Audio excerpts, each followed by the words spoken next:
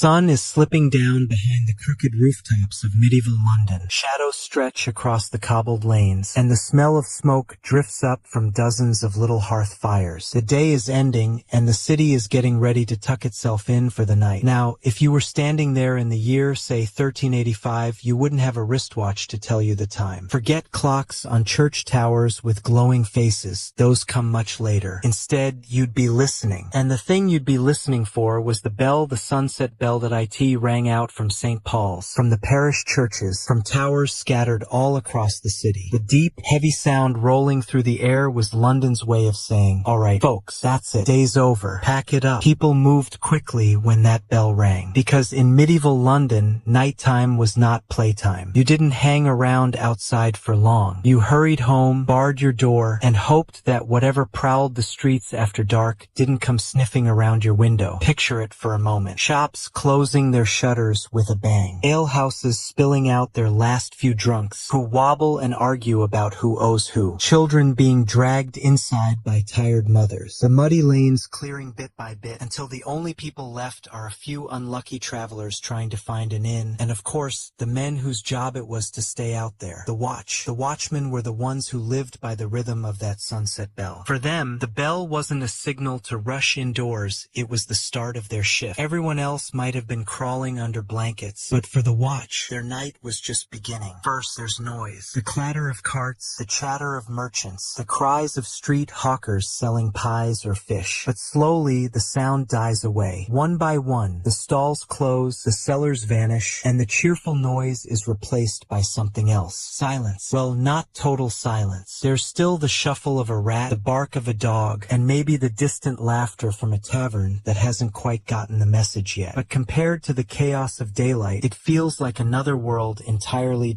That's what the bell did. It drew a line. Day on one side, night on the other. The bell also had another meaning, curfew. And curfew in medieval London was serious business. After that bell rang, you weren't supposed to light big fires. You weren't supposed to wander about without a good reason. Technically, you weren't even supposed to keep your alehouse open, though plenty of tavern keepers ignored that rule with much eye-rolling from the watch. Why so strict? Well, think about what a medieval city was made of. With that timber beams so dry they might as well have been kindling. Fire was everyone's worst nightmare. A single dropped candle could set half a street ablaze. The curfew bell wasn't just about bedtime, it was about survival. So when the bell rang, families made sure their hearth fires were damped down, their shutters closed tight. Then they blew out the candles and whispered a few prayers, because who knew what the night might bring? And this is where the watchman comes in. While most Londoners huddled safely indoors, the watchman began his long patrol. That bell was his alarm clock, but instead of waking up to sunshine, he woke up to shadows. Instead of breakfast, he got a cloak, a staff, and a lantern that smoked more than it glowed. That IT wasn't glamorous. This life. Nobody ever said, oh, I want to grow up and be a night watchman. Most of them were older men, sometimes retired soldiers who still had strong legs and steady hands. They weren't knights in shining armor. No one wrote ballads about them. But when that bell rang, they picked up their lanterns and went out into the dark anyway. Now, let me tell you, the sound of the bell itself was a thing worth remembering. If you've ever stood near a giant church bell when it's rung, you know the way it shakes you right in the chest. The vibration doesn't just hit your ears, it rolls through your whole body. In medieval London, hearing that at sunset must have been something. The great iron tongue swinging back and forth, the booming note echoing down alleys and over rooftops. Even people miles away in the fields might pause their work, listening to the far-off sound, knowing that somewhere in the city, the gates were closing and night was falling. There's a little humor in this too. Imagine you're a Londoner halfway through a mug of ale, telling a really good story to your mates. Suddenly bong, the bell rings, everyone groans. You gulp the ale down, slap a coin on the table and stumble home, muttering about how the bell always ruins the best part of the evening. And maybe the watchman outside hears you grumbling, gives a little chuckle and keeps walking. Because for him, the bell wasn't a nuisance. It was his paycheck. Here's another way to think of it. In our modern world, night is no big deal. We flip a switch and the street is bright as day. We can walk into a shop at midnight and buy snacks. But in medieval London, once that sunset bell rang, the city changed shape. The darkness itself was alive, hiding dangers, stirring fears, forcing everyone to trust the men who carried lanterns and staffs. And that was the weight of the bell. When it rang, you knew the watchmen were out there, ready to shoulder the night for you.